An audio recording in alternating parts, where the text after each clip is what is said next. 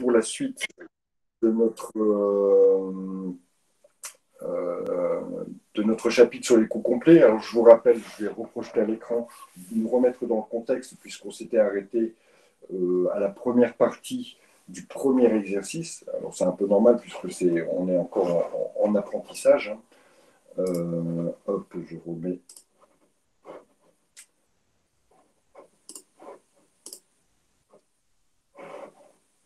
Je vous remets à l'écran et normalement, il me semble l'avoir peut-être mis dans votre Net Campus la dernière fois, même s'il n'est pas terminé. Et donc, parce que des élèves de l'autre groupe m'ont dit que j'allais un peu vite. Donc surtout, évidemment, surtout si je vais trop vite concernant ce chapitre qui est plutôt important et qu'il faut bien comprendre, qui n'est pas facile à appréhender en distanciel, surtout si je vais trop vite, n'hésitez pas à me le dire, je recommence, il n'y a aucun souci là-dessus. D'accord? Mais n'attendez pas la fin du cours pour me dire, monsieur, ça a été trop vite, on n'a pas trop compris. Voilà, je nous remets comme on était. Donc, pour vous mettre un petit peu dans les conditions de l'exercice, je vous rappelle que on nous demande d'établir finalement le coût de revient après tout le process de fabrication de deux produits. Les deux produits, ce sont des poêles et des woks. Ces produits sont composés de matières premières qu'on a appelées matière M et matière N, d'accord? Que le processus de fabrication qui va entraîner, donc qui va nous indiquer finalement le processus de travail, d'accord? Il est établi comme ceci. D'abord, il y a un premier centre d'analyse qui va s'occuper de l'approvisionnement en matières premières. Cette matière première va partir en stock, puis elle va sortir de stock pour partir dans un atelier où là, on va commencer à fabriquer les poêles et les woks. Le processus de fabrication nécessite le passage dans deux centres d'analyse, donc dans deux ateliers. Peu importe ce que l'on fasse dans les ateliers, au bout de ce process et de ces deux centres d'analyse, le produit sort comme un produit fini. Il est terminé d'être fabriqué. Il va donc rentrer en stock, mais ici on a un stock de produits finis et non plus un stock de matières premières. Et ensuite, le centre de distribution qui va s'occuper de la commercialisation va sortir au fur et à mesure des ventes, va sortir les poêles et les woks pour donc en assurer la commercialisation. Ce process, je vous rappelle que vous pouvez le déterminer en regardant le tableau de répartition des charges indirectes. Dans le tableau des charges indirectes, on a les quatre centres d'analyse, donc les quatre étapes du processus de fabrication, et chaque centre d'analyse va nécessiter une étude chiffrée. Donc, il suffit de regarder les éléments ici du centre d'analyse, les centres d'analyse qui vous sont donnés dans le tableau de répartition des charges indirectes pour vous faire votre petit schéma, ou si vous voulez vous faire un petit schéma au brouillon pour pouvoir commencer à travailler. Chaque centre d'analyse va nécessiter un tableau de calcul de coûts. Donc ça veut dire qu'ici, clairement, je vais avoir 4 tableaux de calcul de coûts. Plus deux fois deux fiches de stock. Des fiches de stock au moment de la matière première et des fiches de stock au moment où le produit sera fini et va rentrer en stock.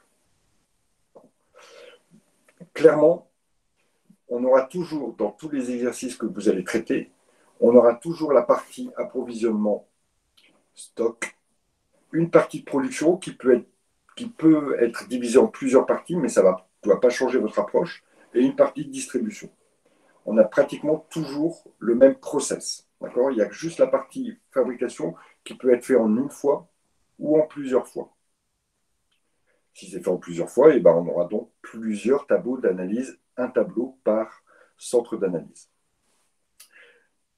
À chaque fois qu'on va étudier un centre d'analyse, le centre d'analyse est toujours soumis à des coûts directs et à des coûts indirects. On va d'abord resituer ce que sont les coûts indirects. Imaginons que nous sommes dans la partie approvisionnement, donc les gens qui s'occupent de commander de la matière, pour que derrière à la production, ça puisse fabriquer. Il y a des coûts qu'on peut affecter directement à la charge. Enfin, il y a des charges qu'on peut affecter directement à leur boulot. C'est-à-dire, quand je vais acheter 1 kilo de matière, bah, le prix de la matière, c'est la charge. D'accord. Mais en même temps, pour acheter ça, il y a des gens qui travaillent, il y a un bâtiment qui est loué, il y a des frais téléphoniques, il y a des frais de secrétariat peut-être, etc.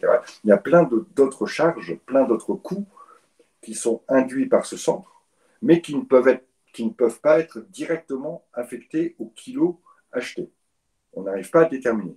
Donc, qu'est-ce que l'on fait dans ces cas-là? C'est ce qu'on appelle des charges indirectes. On va les répartir euh,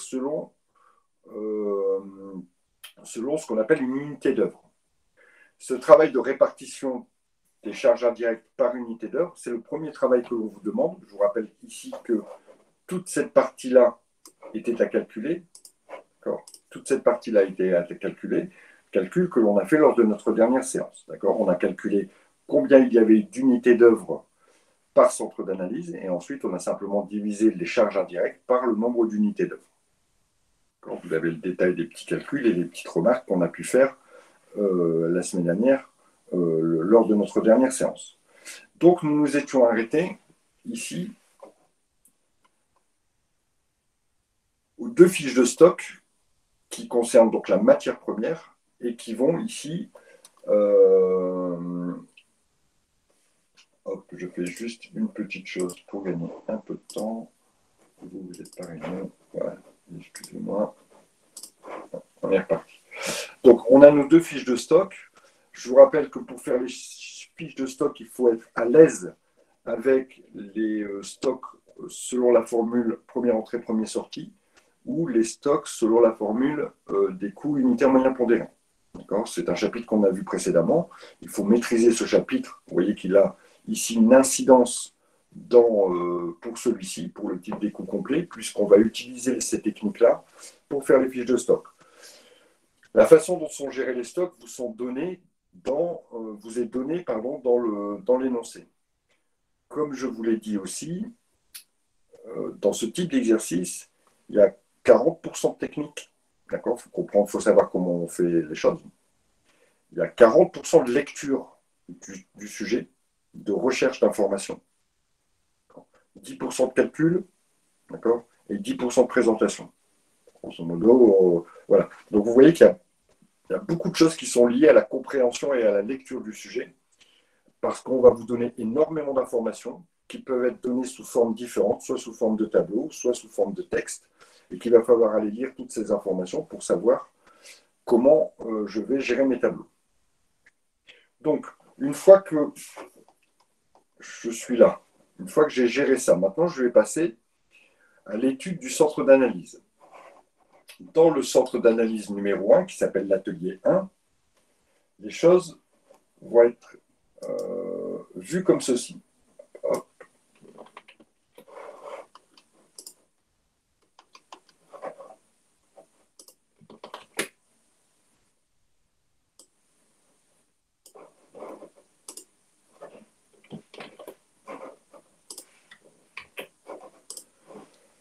Voilà. Évidemment, quand on va traiter de la production, on ne va plus parler de matière première, puisque la matière première, une fois qu'elle est rentrée dans ce centre-là, elle va devenir, une fois qu'elle est rentrée dans mon atelier 1 ici, ici on traite de la matière première, ici on traite des poêles et des woks. Donc je ne raisonne plus en matière première, je raisonne en produit fini. C'est pour ça que mon tableau, je l'ai géré comme ça. J'ai géré une partie du tableau pour les poêles, une partie du tableau pour le wok. Je vous ai dit dans vos tableaux d'analyse des centres, vous devez toujours avoir une partie charge directe, charge indirecte. La partie des charges directes, vous la déterminez avec l'énoncé. Vous allez avoir dans l'énoncé toutes les charges directes que vous devez retenir. Il se peut que dans un énoncé, on ne parle pas des heures machines. Il se peut aussi dans un énoncé qu'on ne parle pas de la main-d'œuvre directe.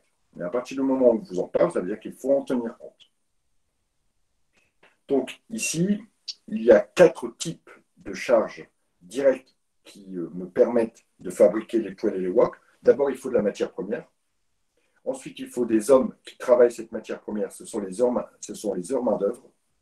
les heures MO, hein, main d'œuvre. Et ensuite, il y a des heures machines. Les poêles et les woks sont aussi fabriqués par des machines. Les machines coûtent de l'argent. D'accord.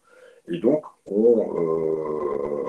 d'ailleurs, il faut que je regarde mon sujet parce que je ne sais plus, j'ai peut-être fait une erreur sur les heures machines. Il n'y a peut-être pas d'heures machines à compter. On va le revérifier ensemble. D'accord. Je vais passer parce que j'en suis pratiquement sûr. Alors, regardons, relisons un peu le sujet. On nous dit, voilà, pour la fabrication des poêles et des woks, il y a de la matière. Donc, pour fabriquer les 6000 poêles et les 8000 woks, on a eu besoin de 30 000 kg de matière M et de 45 000 kg de matière N. Et après, on a la répartition pour les poêles et les woks pour chaque type de matière. Ensuite, on nous dit qu'il y a de la main-d'œuvre directe dans l'atelier 1, pareil avec leur répartition. Et on nous dit qu'il y a des heures machines, mais on ne nous dit pas que ce sont des heures directes. Donc, effectivement, il ne faut pas les compter, chose que j'avais précédemment pensé faire, mais non. Donc, avec tous ces éléments, je vais pouvoir maintenant voir ce qu'il faut. Donc, on me dit, on va commencer par la matière, par les poêles. D'accord. On me dit que pour les poêles, il faut 25 000 kg de matière M et 10 000 kg de matière N. D'accord. Je vais le prendre, ça, je vais en faire un copier-coller.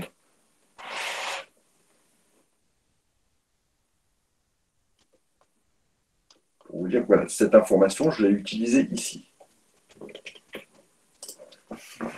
Info utilisée pour le tableau. Utilisée.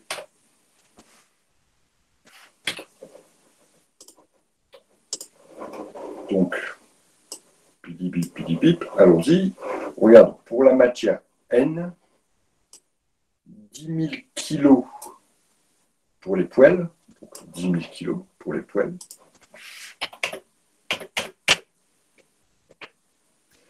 On va aller chercher le prix. Le prix, il est issu de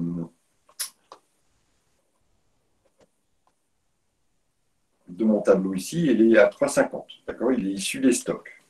3,50 €. On va peut-être mettre un petit repère ici.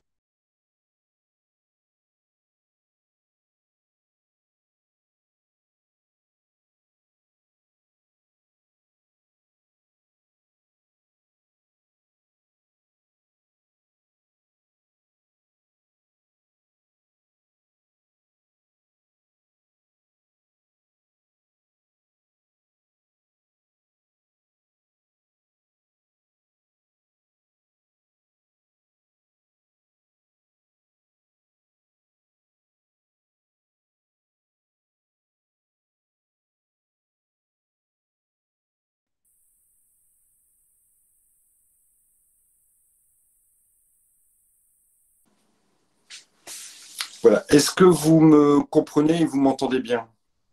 J'ai dû changer de support. Il se décharge plus vite qu'il ne se charge. Ma caméra se charge plus vite qu'elle ne se décharge. Oui, d'accord. Ça a juste coupé. OK. Donc, si c'est juste ça, vous m'entendez bien et vous voyez bien tout ce que je fais. Hein. On est bien d'accord?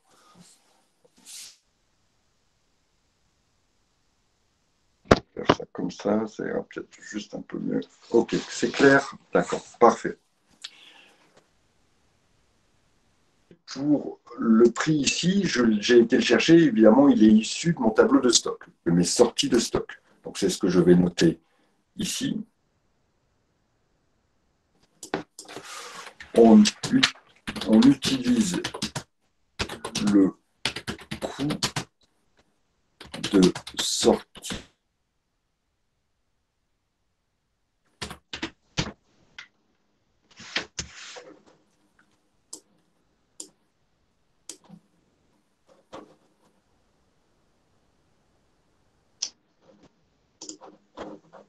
pour la matière. Évidemment, je vais avoir besoin de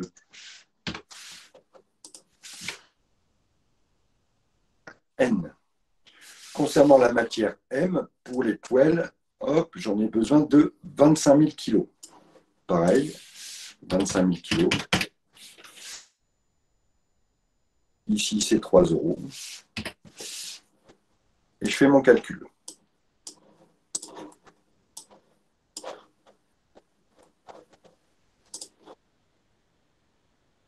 Il y a des gens qui travaillent, il faut les payer, donc ça va me coûter de l'argent. Pareil, je vais trouver l'information dans le sujet, d'accord? On me dit que dans l'atelier 1, il y a eu 2000. Hop, je vais remettre l'information ici. Il y a eu 2000 heures qui ont été utilisées dans l'atelier 1, dont 500 heures pour les poêles et 1500 heures pour les WOP. Donc, 500 heures pour les poêles.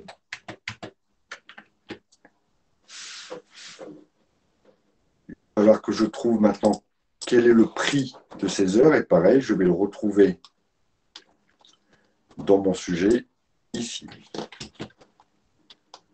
Donc, vous voyez qu'il y a beaucoup de lecture et beaucoup de où est l'information, quoi. Et on me dit que dans l'atelier 1, les heures coûtent 18 euros. Non, c'est 15 euros, pardon. 15 euros dans l'atelier 1. 15 euros.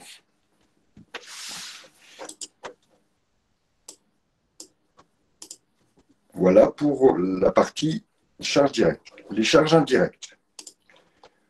Combien faut-il en compter?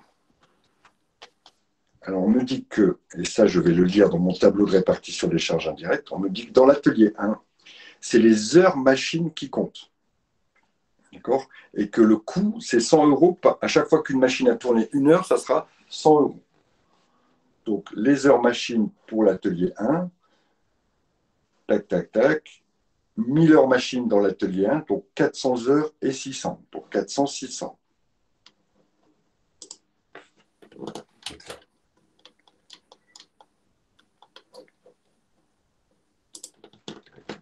Donc ça, ce sont des infos utilisées pour les coûts directs.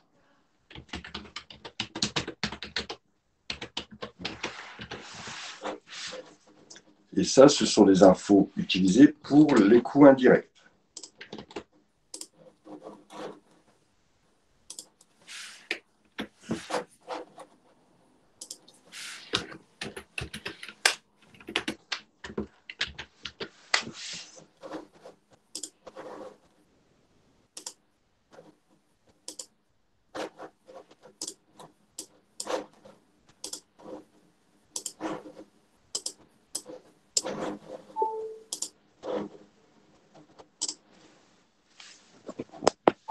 Donc revenons sur mes charges indirectes. On me dit que c'est les heures machines. Ici, les charges indirectes, c'est les heures machines. Et ça, je le sais grâce à mon tableau de répartition des charges indirectes. Hein.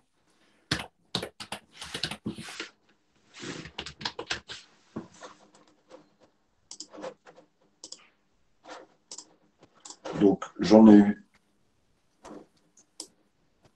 400 pour les poêles. Elle coûte 100 euros.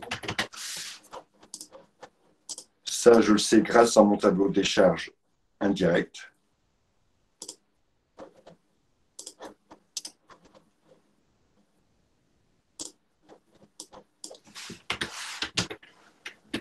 Donc, montant calculé dans le tableau de répartition des charges indirectes.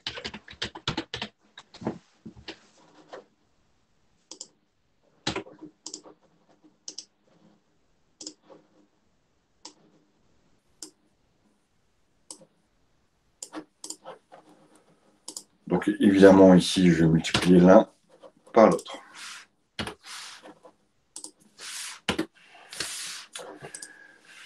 Voilà, donc je vais additionner l'ensemble de mes coûts ici qui ont été trouvés pour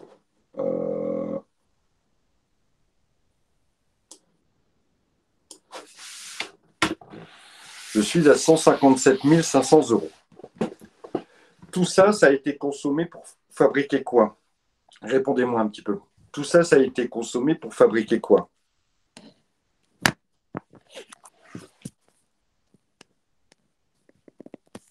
Des poêles. Ok. Pour fabriquer combien de poêles, Laura?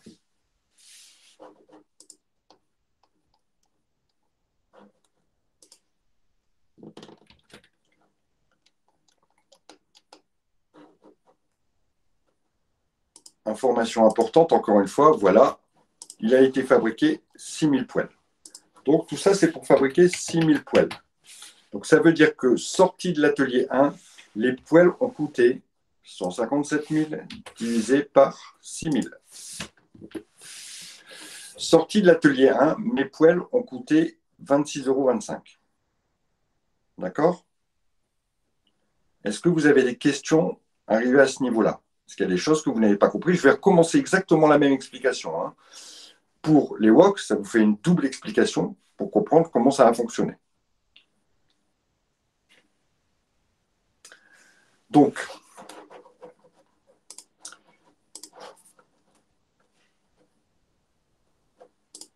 s'il n'y a pas de questions, hop, je vais juste faire une petite fléchouille pour montrer que on s'est servi de cette donnée-là.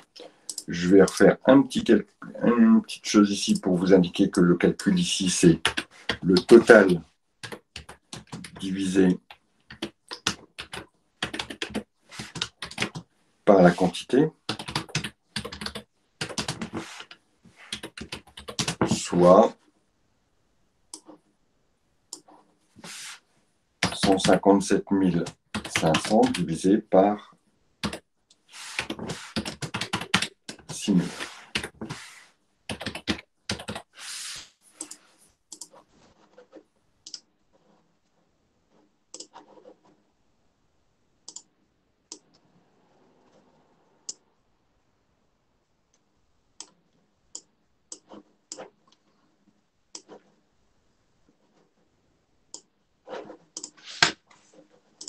Voilà.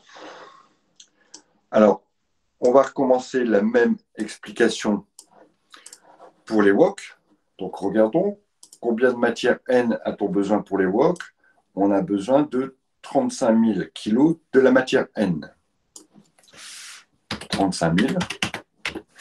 Toujours au même prix, hein, 3,50, puisqu'ils sortent des mêmes stocks. Ensuite, pour la matière M, j'ai besoin de 5000 kg pour les wok.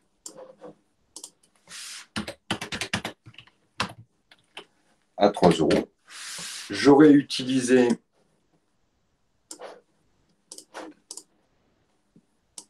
de la main-d'œuvre à hauteur de 1500 heures. D'accord?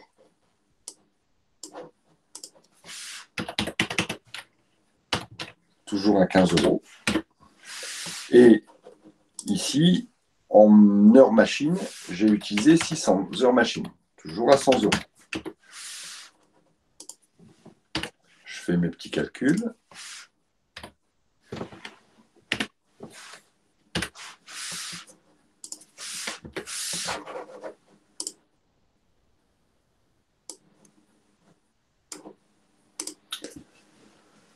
Voilà pour ça. Je totalise.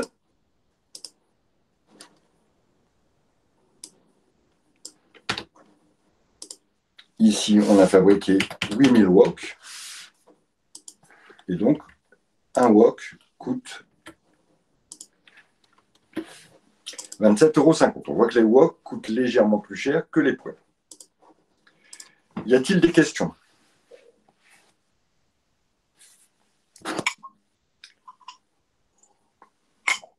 Pas de questions? Ça va? Ok. Alors,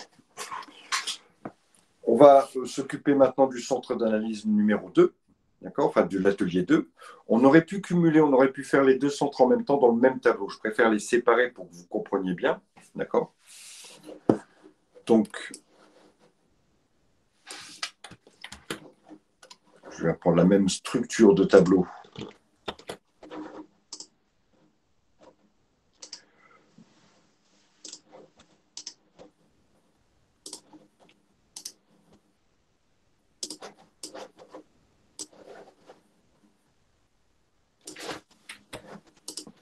Bien sûr, dans l'atelier 2, maintenant,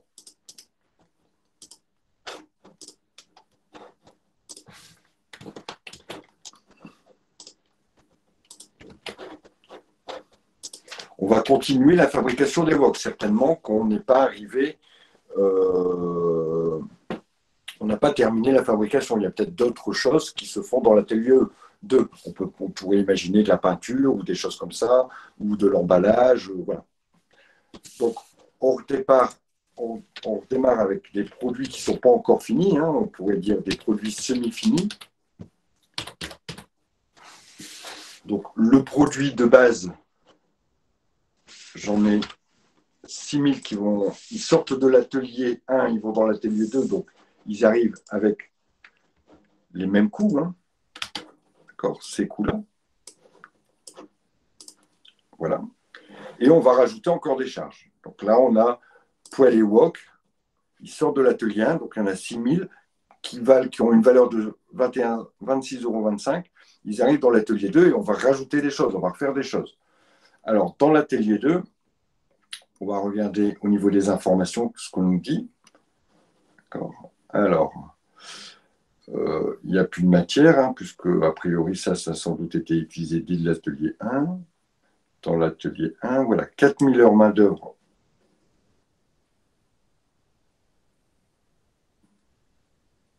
Voilà. Des informations qui me sont intéressantes pour la partie. Donc, dans l'atelier 2, hop, je vais reprendre ça comme ça. On a utilisé 2 heures main-d'œuvre.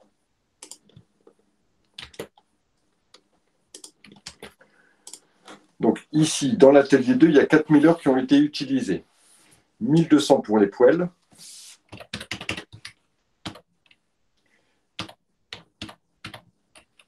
Et 2008 pour les wok. Dans l'atelier 2, ça coûte un peu plus cher. Leur main-d'œuvre, les personnes sont sans doute plus qualifiées, elle est à 18 €.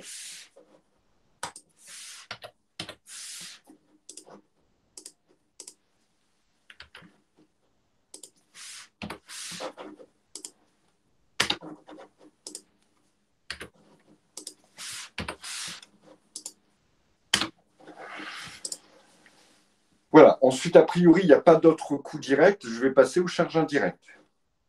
Il y a toujours des charges indirectes, hein, d'accord? Sans doute qu'elles ne seront pas basées sur la même chose, mais il y a toujours des charges indirectes. Je vais vérifier l'unité d'œuvre. L'unité d'œuvre dans l'atelier 2, c'est les heures main-d'œuvre. D'accord? Donc, l'unité d'œuvre que je vais prendre en compte ici, c'est les heures main-d'œuvre.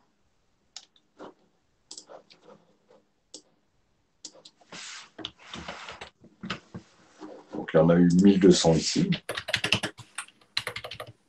Et 2008 ici. Je fonctionne exactement comme j'ai fonctionné avant, sauf que j'adapte. Ici, on me dit que c'est les heures main-d'œuvre. Ben, je mets les heures main-d'œuvre. On va regarder le coût des charges indirectes pour les heures main-d'œuvre. Il est de 40 €.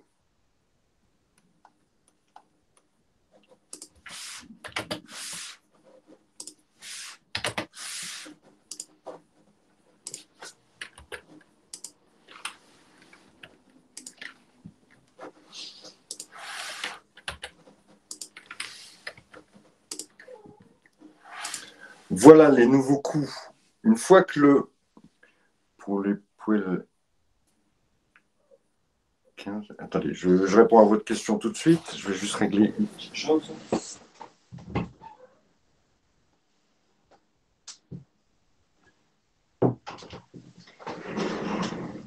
Voilà. Donc on voit ici que dans l'atelier 2, ben, le prix a augmenté parce qu'il y a eu d'autres choses qui ont été faites sur les produits. Alors, je vais regarder la question qui vient de m'être posée.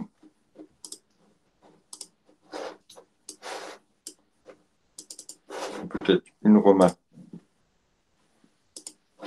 Tout simplement. Alors, pour les poêles. Alors, tac, tac. Non, ça va. Heure de main-d'œuvre. Pour les poêles et de 15, vous avez mis 18. Alors non, l'heure de main-d'œuvre. D'accord? Si on regarde, Youssouf, si on regarde, si on lit bien, on nous dit que le coût de l'heure de main-d'œuvre est de 15 € dans l'atelier 1, que ce soit pour les poêles ou les wok, et de 18 € dans l'atelier 2, que ce soit pour les poêles ou les wok. D'accord? Le coût de l'heure ne dépend pas du produit, mais de l'atelier. Vous voyez, Et c'est bien, Youssouf, que vous ayez fait cette remarque, parce que ça montre que la lecture du texte, la lecture de l'énoncé est super importante. Quand je vous disais c'est pratiquement 40% de la réussite de l'exercice, c'est exact. Voilà pour nos deux ateliers de production. Alors, juste si on revient ici, hop, hop, hop, dans notre process, hein, ça a été traité, on a fait l'entrée en stock, on a fait de la fabrication 2 fois, on arrive ici. On arrive à la partie des produits finis. Donc, je vais devoir faire mes stocks de produits finis. Alors, si vous voulez bien, je vais reprendre mes fiches que j'ai fait ici, puisqu'elles vont avoir à peu près la même allure.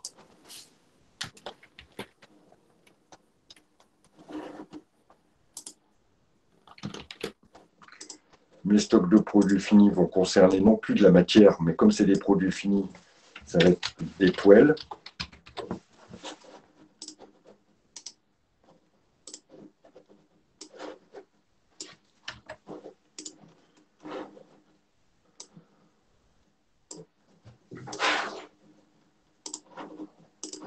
Et des wok.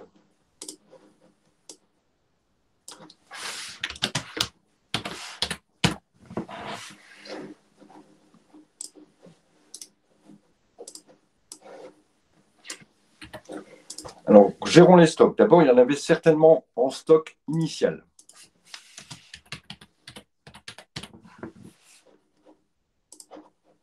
Je rajoute comme précision. Alors, on va reprendre toujours dans notre énoncé et on va vérifier s'il y avait du stock initial. On nous dit, voilà, quels sont les stocks initiaux? En matière de poêle, il y en avait 2000 à 35-33. D'accord? Je vais le noter, hop, 2000 à 35-33. Ça, c'est pour les poêles. Et pour les wok, il y en avait 1000 à 54-73. Je vais apporter mes stocks initiaux.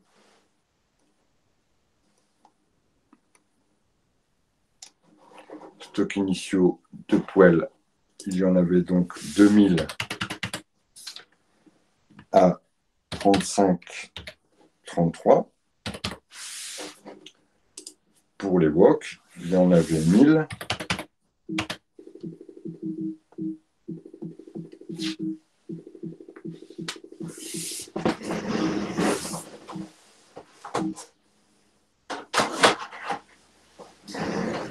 excusez-moi, donc il y en avait 1000 à 54,73. Mes petits calculs, hop, ça fois ça pour connaître le montant total, bien sûr, et évidemment, ça fois ça pour connaître le montant total. Maintenant, je vais faire mes entrées. Évidemment, c'est la production qui vient d'arriver de l'atelier 2. Hein. Alors, sortie d'atelier 2, j'ai fabriqué 6000 poêles. Donc, je vais avoir une entrée en stock de 6000 poêles. À un montant de 37,85. On voit qu'elles ont coûté plus cher que celles qui avaient été fabriquées avant. Bon, ben voilà. Hein. Que la matière est plus chère. Peut-être qu'on a mis plus de temps pour les fabriquer. Donc, pour un montant total ici de 227 000. Pour la partie des wok, j'en ai fabriqué 8000 pour un montant total de 382 400. Maintenant, je vais donc devoir ici appliquer ma technique du coût unitaire moyen pondéré pour connaître le montant en stock après une entrée. Donc, je vous rappelle cette technique, hein, on ajoute les quantités qu'on avait en stock plus les quantités de l'entrée. On ajoute les coûts totaux que j'avais en stock plus les coûts de la nouvelle entrée. Et je trouve un nouveau coût unitaire en faisant le total divisé par la quantité. Donc maintenant, mes poêles en stock ont été pondérés, d'accord, et le coût est de 37,22. Même chose pour la partie des wok.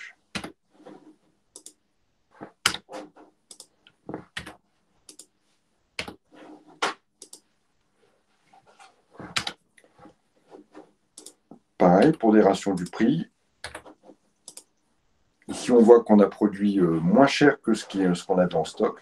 Et on obtient un prix à 48,57 €. Je vais tout de suite, je n'ai pas vu pourquoi 37,22 €. Alors, je remontre comment j'ai calculé mon 37,22 € ici. Donc, c'est la technique du coût moyen unitaire pondéré. Hein. Vous, si elle vous échappe un peu, je vous conseille d'aller réviser votre chapitre sur les stocks. Deux méthodes, hein, coût moyen unitaire pondéré ou bien méthode PEPS. Ici, on nous a indiqué dans le sujet que c'était les coûts moyens unitaires pondérés. Donc, pour calculer le nouveau coût qui se fait, le calcul se fait après chaque entrée. Donc, ici, on a une entrée, donc je calcule le nouveau coût moyen. J'en avais en stock à 35 et j'en ai maintenant rentré à 37. Quel est le coût moyen? Donc, j'ajoute les quantités déjà présentes en stock à l'entrée. J'ajoute le total déjà en stock à la nouvelle entrée et je recalcule le coût moyen par ça divisé par ça.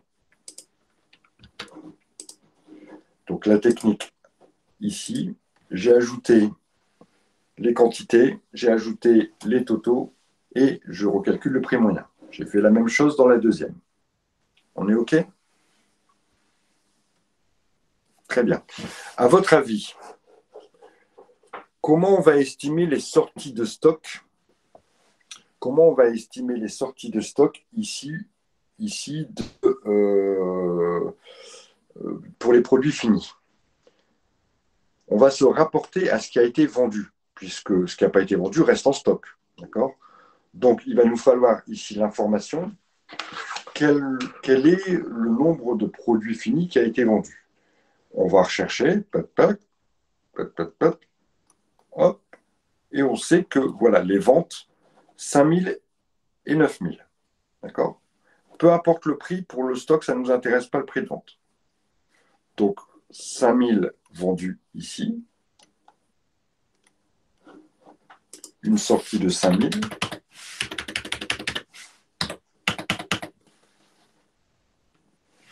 Bien sûr, la sortie se fait toujours au dernier coup calculé. Et une sortie de 8000. Toujours au dernier prix calculé. Donc les sorties, ça c'est, j'ai été chercher l'information où c'est la quantité vendue. Donc, et sortie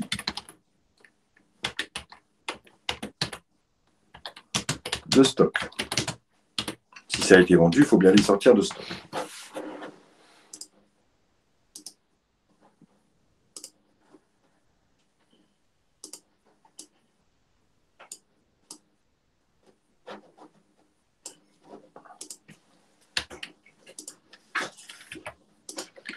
Voilà, je termine mes calculs ici.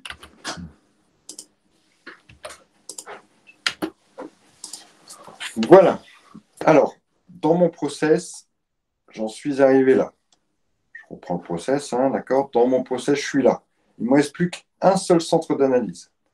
La partie distribution, commercialisation. Ben pareil, je reprends les tableaux des centres d'analyse. Donc, je vais reprendre un tableau comme celui-ci.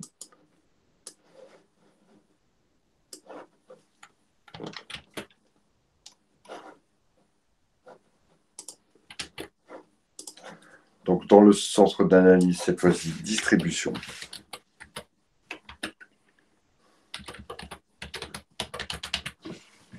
Cette fois-ci, ce sont des produits finis.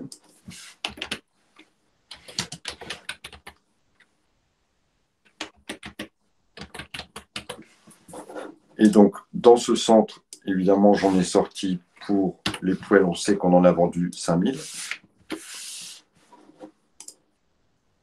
Comme tout à l'heure, je reprends leur prix issu des stocks. Ça, je vais l'enlever parce que pour l'instant, je ne sais pas où on en est. Concernant les wok, j'en ai vendu 8000. Donc ici, on se sert des données relatives aux ventes.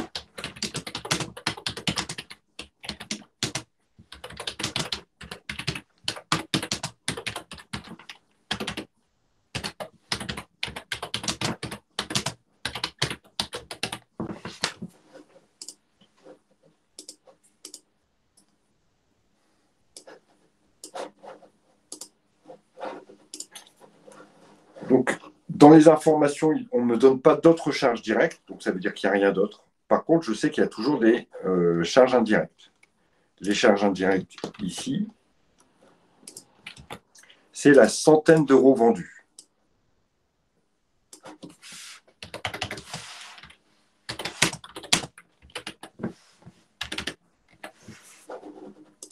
Donc, pour combien a-t-on vendu d'euros ici concernant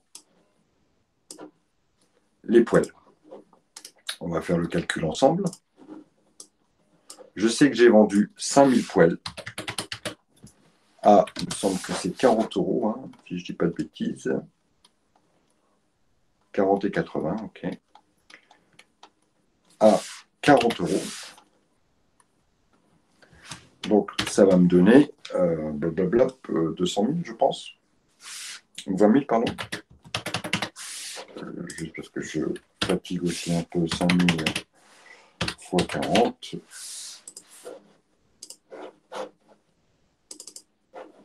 On est bien à 200 000.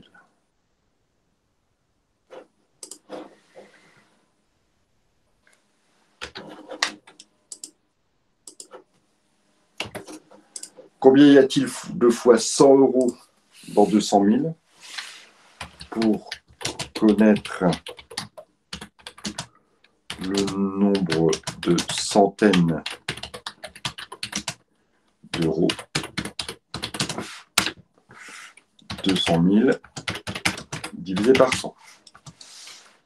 Ça nous donnera 2000. Moi, je vérifie tous mes calculs parce que c'est la fin de la journée pour tout le monde. Même les calculs les plus évidents, des fois, peuvent poser un petit souci. On est bien d'accord sur 2000. Donc, ça veut dire qu'ici, il faut indiquer 2000. Même calcul avec le même raisonnement concernant les wok. Donc, j'ai vendu 8000 wok à 80 divisé par 100. Je raccourcis un peu le calcul, hein, mais grosso modo, c'est ce que je viens de faire. 6400. Quel est le coût d'unité d'œuvre issu de mon tableau des charges indirectes? Il est de 10 euros. Donc, ce qui veut dire ici que ça fois ça, boum. Ici,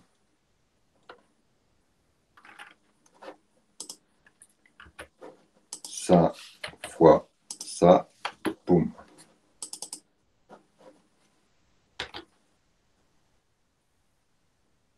On est d'accord. Et on est d'accord. Voilà. Je vérifie juste. On est bien. Alors, ici, j'ai un souci. C'est bien 5000 qui ont été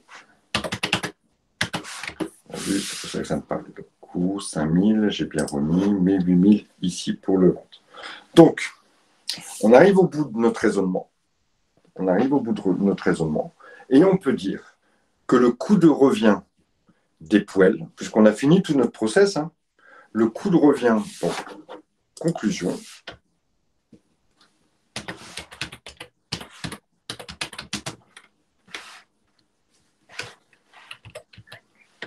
coût de revient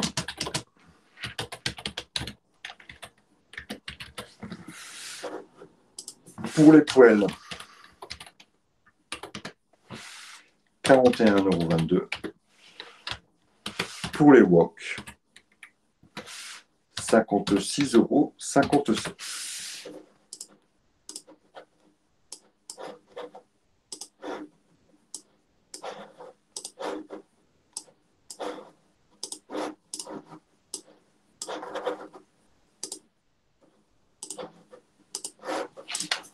Voilà la conclusion de cette première partie d'exercice, parce que je suis un peu perdu maintenant avec le dernier tableau. Le dernier tableau, c'est un centre d'analyse. Monsieur, je n'ai pas compris la dernière étape.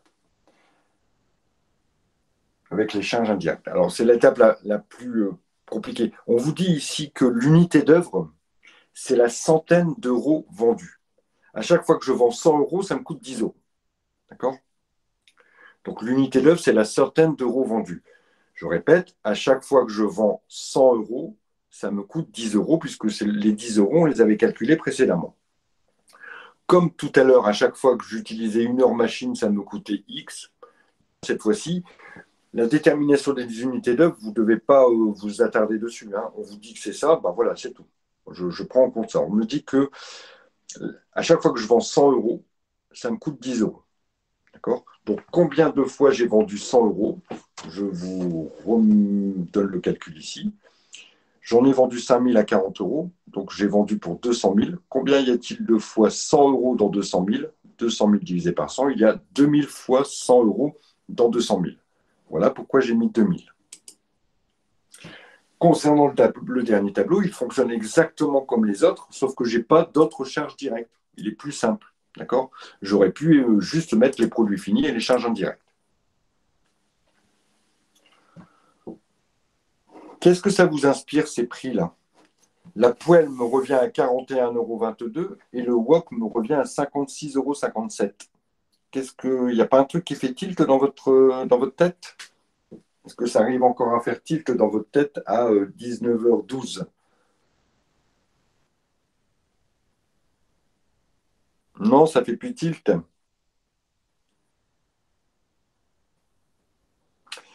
Ben, c'est que les poêles, c'est pas très rentable puisque je vous rappelle qu'on les vend à 40 euros. D'accord. Or, elles me coûtent 41,22 €. Donc, il n'y a pas de marge là. Alors que les woks sont beaucoup plus rentables puisque je les vends à 80 et ils me coûtent 56 euros à la fabrication.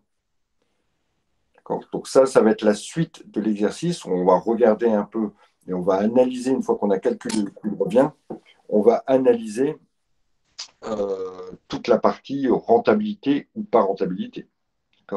Donc une fois qu'on a terminé ça, ensuite on va pouvoir passer à l'analyse, mais je vous fais grâce de l'analyse pour ce soir. On s'en occupera demain. Ça marche pour tout le monde? Y a-t-il des questions?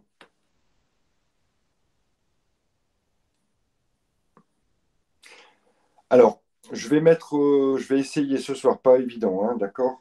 Je vais le mettre à votre disposition. Je vais essayer, si ce n'est ce soir, on se voit demain à quelle heure?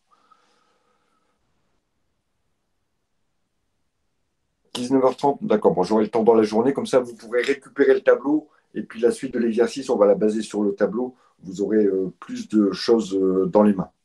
D'accord, tout le monde? Bah écoutez, si ça marche pour vous, je vais vous souhaiter une bonne fin de soirée. Et puis on se dit à demain pour la suite de ce chapitre. Ça marche? Allez, bonne fin de soirée à tous. À demain, ciao.